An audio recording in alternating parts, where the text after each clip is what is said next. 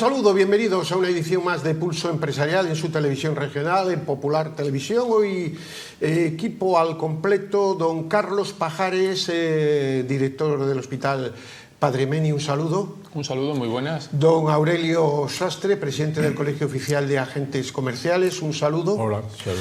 Bueno, pues en los últimos días están apareciendo diferentes informaciones y cuentas sobre lo que pudiera suponer esa locura de dar la recaudación de impuestos a Cataluña y crear ilegalmente, porque tendría que ser de manera ilegal, porque no lo recoge la Constitución española, una especie de cupo en Cataluña. Me pregunto en primer lugar, ¿quién va a invertir un euro en este país después del espectáculo que hemos vivido ayer con el señor Puigdemont y todo lo que está pasando? Pero vamos a ceñirnos al tema económico, aunque es verdad que está todo muy relacionado. Recogía Libre Mercado, concretamente, hoy, que se va a recortar, si se llegara a aprobar ese cupo, la financiación a las comunidades un 11%. O por el contrario, se subiría impuestos, el IRPF, un 30%. Otra información de esas de días atrás, estoy hablando ahora ya de memoria, hablaba de una media por contribuyente de unos 600 euros más en el IRPF al año. Es decir, de algún sitio tiene que salir. Lo que tenemos es que tratar de evitar democráticamente que esto ocurra. Yo creo que es el hecho más grave que ha sucedido desde que gobierna Pedro Sánchez, un hecho que es incluso más perjudicial para los españoles que la propia ley de amnistía, un hecho que liquida la igualdad de los españoles y un hecho que yo creo que va a tener consecuencias muy graves de todo tipo. Bueno, pero vamos a lo que afecta a los ciudadanos, que es el tema económico. El tema económico, si obliga a las comunidades a disparar un 30% el IRPF, a las comunidades autónomas para poder pagarlas, ¿qué puede pasar, don Carlos? ¿Por dónde va a tirar este gobierno? ¿Lo va a llegar a aprobar? ¿No lo va a aprobar? ¿Tendremos que salir todos a la calle? ¿Qué puede pasar? Bueno, como usted bien decía, hay una parte que desgraciadamente el daño ya está hecho. El daño reputacional de España estaba ya bajo mínimos y sigue bajando. Y ninguna empresa seria quiere invertir en países donde la seriedad empieza a brillar, si no ya brilla por su ausencia, y donde además la inestabilidad y la falta de criterio y concreción hacia el futuro es tremendo. Decía usted, más allá incluso del propio cupo, y ahora hablamos de eso, la idea que está empezando a barruntar este gobierno, ya el presidente lo ha dicho, ya el propio Illa ayer hablaba de Estado plurinacional. Que no viene en la Constitución, eso no, es una para nada. Y para modificarla no tienen mayoría. Luego es que esto es... Pero ya estamos empezando a establecer un camino y viendo además cómo es el personaje, que hay que temerle, porque al final... Sí, hay que temerle.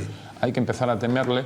Pues desde el punto de vista económico, que decía yo, un país en el que de repente sus estructuras básicas de organización se empiezan a poner en duda, se empieza a hablar, como decía, de Estado plurinacional o de Estado confederal. O sea, eso ninguna economía, ninguna empresa seria que quiera hacer una gran inversión, lo primero que decir, ¿dónde me voy a meter yo? Porque esto todavía no está claro. Y es que no está claro, cada día está mucho más turbio. Luego usted comentaba, ¿qué va a hacer? Vamos a ver, desde el punto de vista legal, como usted bien dice, no se puede, pero ya estamos también descubriendo que la legalidad en este país, desgraciadamente, empieza a brillar por su ausencia. Decía usted, incremento de impuestos, sí, pero incremento de impuestos en un país donde ya el esfuerzo impositivo es de los más altos de la OCDE. Luego también decía usted la otra opción que no ha comentado, pero que puede estar ahí, que ya sería también calamitoso, es para intentar contentar a todos, aumentar gasto deuda pública, tirar de deuda. Ya es más difícil. No, pero es que lo que estamos diciendo, este señor le da lo mismo descoyuntar aún más todavía la economía y el Estado. O sea, todos los escenarios son realmente horribles. El problema es, y lo hemos comentado aquí muchas veces, es que esta sociedad parece aletargada, parece que no va con ella y que estas cosas no influyen. Mientras tengamos para tomar una cerveza y tomar unas rabas, pues bueno, pues todo va bien, pero no va bien, va francamente mal. Esto es, yo creo que un hecho muy, muy preocupante. No sé lo que piensa don Aurelio. Yo particularmente estoy muy preocupado. Don Aurelio. Bueno, yo creo que España vive, no solo ahora, sino que esto es un elemento más de esa deriva, ¿no?, que había venido tomando. España vive una situación catastrófica en el orden económico, porque el futuro es pues muy negro, ahora con medidas como estas que está tomando, pero también política, y desde el punto de vista es también catastrófica de la unidad territorial de este país.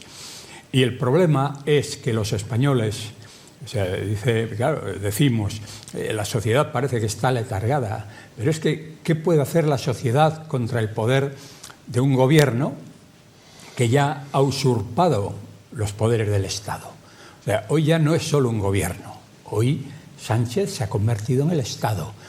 Yo creía que en España había resortes que podían impedir esta deriva hacia una catástrofe institucional, que es la que vivimos, sí. Que estamos viviendo, pero vemos que no aparecen por ninguna parte. Este hombre no tiene freno, cada vez da una vuelta de tuerca más y ve que le sale bien y que no pasa nada. Ahora ya se ríe abiertamente de los españoles, porque lo que ha pasado ayer, eso no tiene ningún sentido. Luego nos estamos encontrando con una oposición que no está a la altura. No está a la altura porque tiene poder, porque hoy prácticamente todas las autonomías pertenecen al Partido Popular y eso le da un gran poder, o debería darle. Pero no es así. ¿Y a qué se limita a decir? Dice, hombre, es humillante. No es humillante, es preocupante, pero ya en un grado máximo lo que está sucediendo. Es momento de tomar medidas. Es momento de tomar medidas y replantearse si este Partido Popular, con los elementos que tiene, con las mimbres que tiene, puede seguir haciendo algo de tal manera que cambie las cosas. Y yo creo que no. Yo creo que aquí tiene ya personajes en la ejecutiva. No hablo de Feijóo, que creo que es el mejor que lo puede coordinar, pero tiene que cambiar su actitud. No, y tiene que cambiar todo el equipo, porque claro, el rey está desnudo, porque al estar operado se ha visto que lo que hay alrededor es rodearse del equipo. Hay personajes que ya están absolutamente amortizados, como puede ser su secretaria general, puede ser la señora Cuca Gamarra. Esto ya no se espera. Ya no se González Pons, Gamarra. Este otro, el que llevó toda la campaña del chanquete. ¿Bendondo? No, el tercero, el que se encarga de las instituciones. Bueno, no recuerdo cómo se llama. Sí. Bueno, quiero decir que es un equipo ya quemado y hay elementos dentro del Partido Popular que sí podían darle la vuelta a esto, plantar cara a este gobierno y sobre todo a Sánchez, que él ha visto momentos de peligro, momentos en que se le veía con cierto temor, pero ahora ya es el desmadre más absoluto. Una pequeña aparte, y es para la valoración. Cuando estamos viendo un pueblo como el venezolano, cómo se dan palizas en la calle. Yo he visto imágenes dramáticas, cómo se secuestra personas, cómo desaparecen personajes, y que veamos que el gobierno de nuestro país no abre la boca, hay que suponer que son de la misma calaña. Yo lo digo, lo siento. Es decir, si yo veo esto, condeno todo esto con genialidad. ¿Qué intereses hay? ¿Cómo no se reconoce a al nuevo presidente de Venezuela? Entonces dices, dime con quién andas y te diré quién eres. Porque este silencio es un silencio cómplice. Entonces dice, ¿qué podemos esperar de lo que tenemos? Pues lo digo sinceramente, yo no espero absolutamente nada.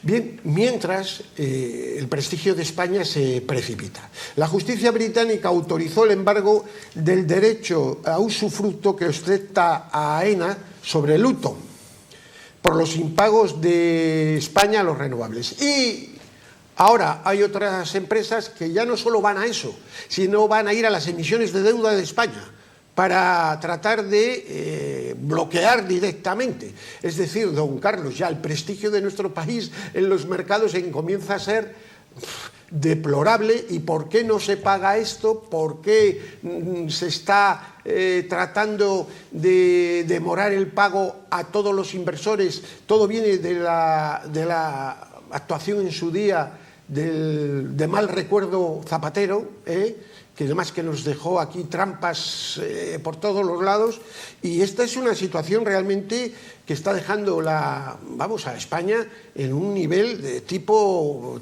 no digo Venezuela, pero casi, don Carlos. Bueno, desgraciadamente ya en Europa algún periódico hablaba de la Argentina europea, y creo que ya se empieza a hablar también de la Venezuela europea, refiriéndose a nuestro país.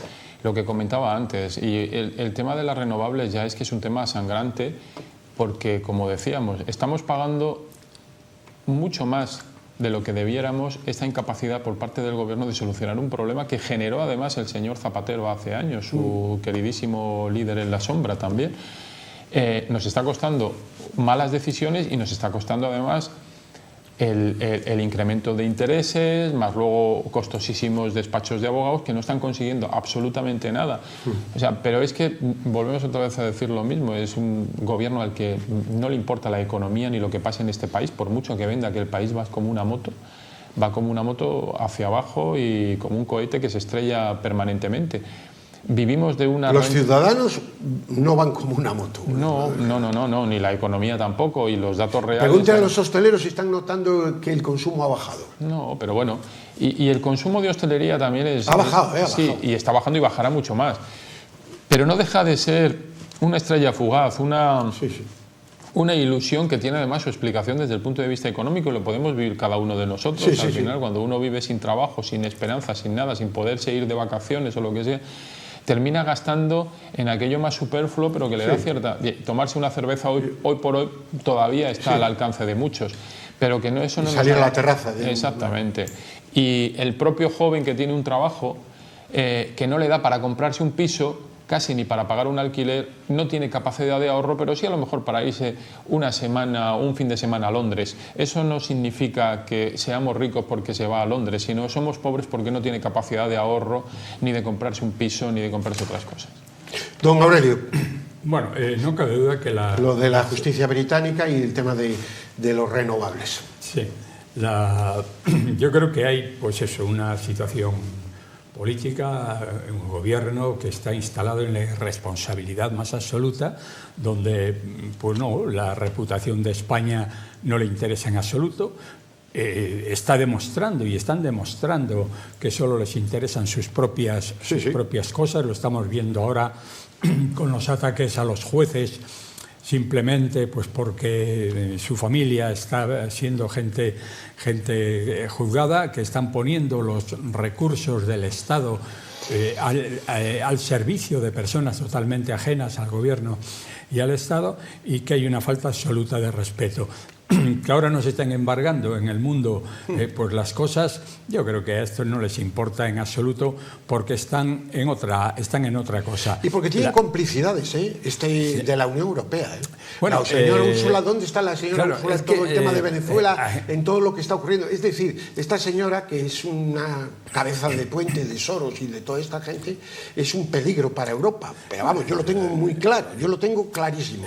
Y que además está haciendo un daño al Partido Popular Europeo brutal. Qué cosa que no acabo de entender, don Aurelio. Perdón. Sí, no, efectivamente, yo creo que ha perdido el Partido Popular Europeo, ha perdido una gran oportunidad de haber cambiado porque el daño que está haciendo, pues por una parte, por esa complicidad que existe aquí con el gobierno de España, al que defiende con uñas y dientes. Ya hemos visto, pensábamos que podían intervenir de alguna manera en relación con la amnistía, y en absoluto, ¿no? Pero hay sobre todo algo que yo creo que va a perjudicar mucho a toda Europa, pero además que puede traer unas consecuencias incluso de hambre y miseria, como es la Agenda 2030. La Agenda 2030, que Europa lo ha asumido pero vamos, de una manera absoluta, eso solo puede traer consecuencias negativas para estos países y para España más, porque parece que hemos sido los primeros en adoptarlo, desde la primera autoridad del país hasta la última autonomía. Les ve usted con los pins de la Agenda 2030. Desastre 2030, sí, que además todos los ciudadanos sabemos que eso es absolutamente negativo. Si hoy se hace una consulta en relación, Europa, bueno, con eso, vamos, eso cae, ¿no? Por tanto, cada vez hablamos de la democracia, pero cada vez representan menos los intereses de la ciudadanía, los gobiernos que tenemos.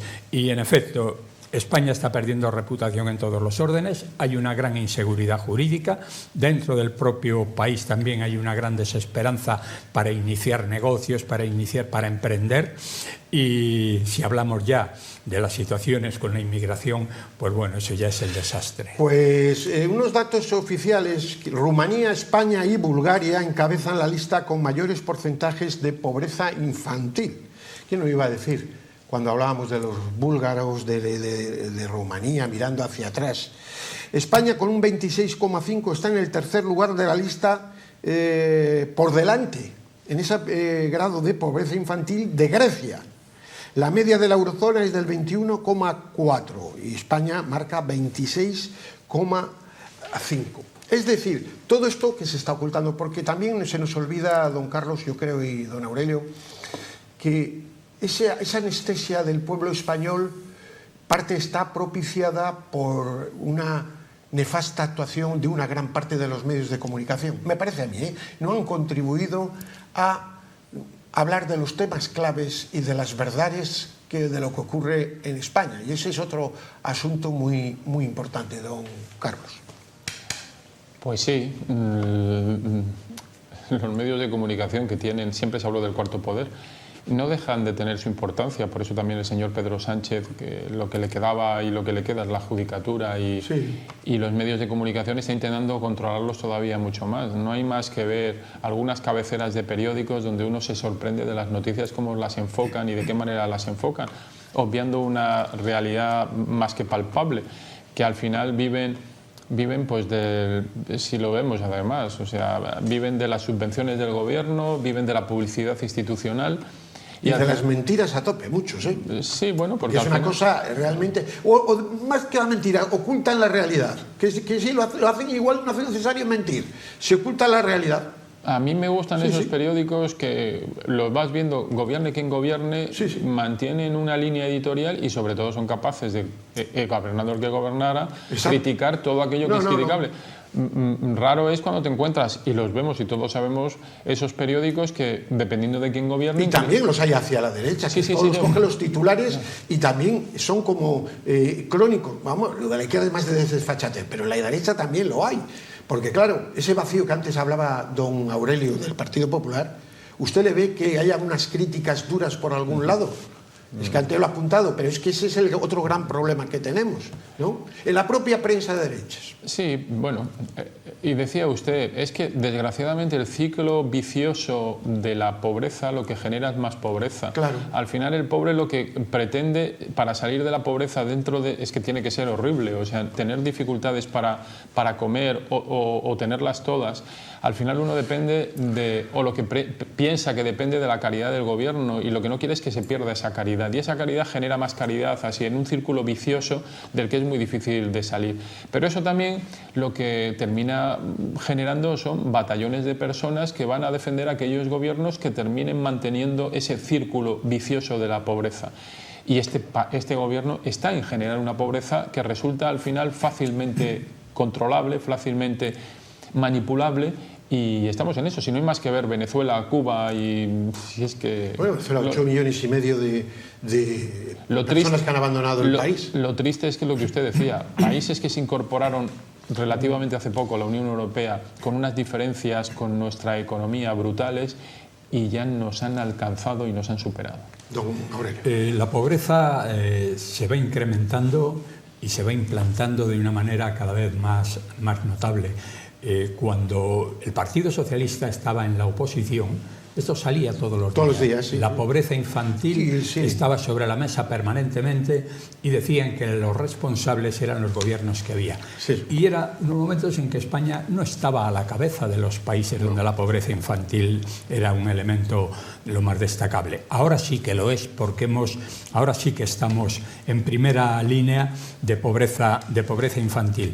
Pero además esto es que se va incrementando, porque, por ejemplo, lo que está pasando en este momento va a representar un salto cualitativo en cuanto a la implantación de la pobreza ya no solamente infantil, sino la pobreza en general, porque el hecho de que a una comunidad autónoma se le dé las cantidades, las cifras que en este momento se le quieren asignar a Cataluña, eso es inasumible ya. Eso va a representar una caída muy notable en los ingresos. Pero aquí además usted cree, y perdone que le interrumpa, teniendo el recuerdo de Illa como ministro de Sanidad, que fue un desastre, que debía haber estado investigado, que engañó, que no había posición de equipo de expertos, que todo era una mentira, un fake. ¿Usted le ve capaz de gestionar algo en Cataluña? Este señor, este filósofo. Es un apéndice de Sánchez. Es una cosa realmente... Es un apéndice de Sánchez. Fue un verdadero desastre lo que hizo, y hoy en Cataluña está siendo lo mismo. Ayer ha asumido todo el discurso de los independentistas. Además, hablamos... Es que no va a mejorar la vida de los catalanes. Se habla ahora de que el proceso ha cesado. Claro, es que se ha culminado. No es que encarna él. Ya no estamos en un proceso, a fin de cuentas un proceso es un camino.